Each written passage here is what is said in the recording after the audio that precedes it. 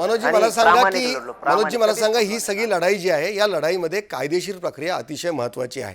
का नाही मराठा समाजातले आपल्या वेगवेगळ्या समाजातले एक कायदेशीर तज्ज्ञ आहेत, कायदेतज्ञ आहेत, वकील आहेत, ॲडव्होकेट वेगवेगळे आहेत, त्यांना बरोबर घेऊन जर आपण समजा ही लढाई लढली तर आपल्याला लवकर यश मिळू शकतं.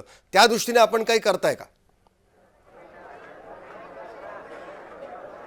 आपण सरळच आहे ना, कायदेशीर आमचे लोक तर लढतात, यांना कायद्याची भाषाच नाही कळत. काय आमचे अभ्यासक लोक म्हातारे झाले हो, लढून लढून या संघ 40-40 वर्ष झाले आमचे अभ्यासक, घटनेचे अभ्यासक, कायद्याचे अभ्यासक, आरक्षणाचे अभ्यासक सरकारला सांगून सांगून दमलेत. मराठा कुणबी एक आहे, 83 क्रमांकाला आहे, गॅजेट लागू करा, सगळा राज्यातला मराठा हा शेतकरीच आहे, लढणारा मराठाच आहे आणि शेती कसणारा पण मराठाचे, दोन्ही एकच आहे सांगून दमले. शुद्ध भाषाच सांगितलं, चांगल्या भाषात सांगितलं, कायद्याच्यात सांगितलं, हातापाया पडून सांगितलं, सगळं सांगितलं. आणि काय काय कमी पडलंय कुठं? सगळं कायदेशीरच आहे ना. गॅजेट हे शासकीय नोंदी आहे, तीनही गॅजेट, हैदराबादचं गॅजेट आहे, सातारा संस्थांचं आहे, बॉम्बे गव्हर्नमेंटचं, नोंदी सापडतात. ह्या पण कायदेशीर तुम्ही बंद केल्या ना. सगळ्या स्वारीची अंमलबजावणी करणं म्हणजे काय?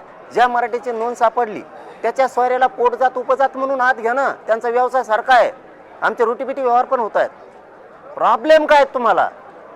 कायदेशीर यांना समजून सांगून सांगून आमचे लोक डोकापरून बेजार झाले त्यांच्या. पण जेव्हा तुम्ही म्हणताय नोंदी सापडतायत तरी अधिकारी पुढे त्याची प्रक्रिया करायला थांबवतायत, समितीने कामकाज थांबवलंय असं तुम्ही जेव्हा म्हणताय, मग या दरम्यानच्या काळामध्ये जेव्हा तुम्हाला हे समजलं की अशा प्रकारे काम थांबलंय, तेव्हा तुम्ही हा मुद्दा का नाही समोर आणलात? एकदम उपोषणापर्यंत जायची वेळ का आली?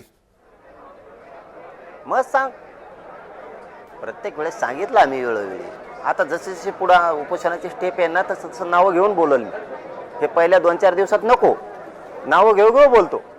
सगळ्या माहिती दिल्या, सांगितल्या, सरकारला कळवलंय, तुम्ही समितीला मुदतवाढ द्या, गॅजेट लागू करा, तुम्ही सगळे स्वारीची अंमलबजावणी करा, या राज्यातला मराठा आणि कुणबी एकच आहे, सरसकट कुणबी प्रमाणपत्र द्या, जबरदस्ती नाही आहे, ज्याला घ्यायचं ते घ्या, ज्याला नाही घ्यायचं ते घेणार नाही.